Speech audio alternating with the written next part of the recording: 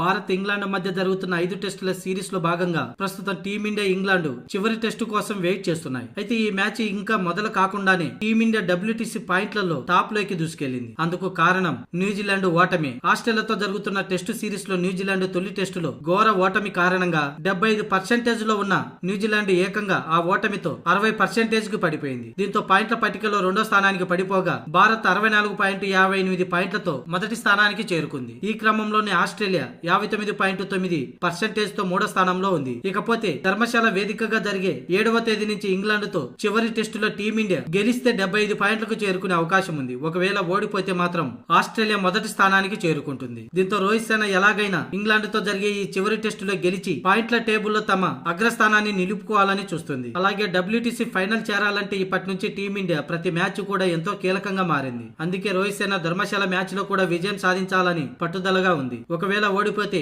పాయింట్ల టేబుల్లో ఆస్ట్రేలియా అగ్రస్థానానికి చేరుకుంటుంది.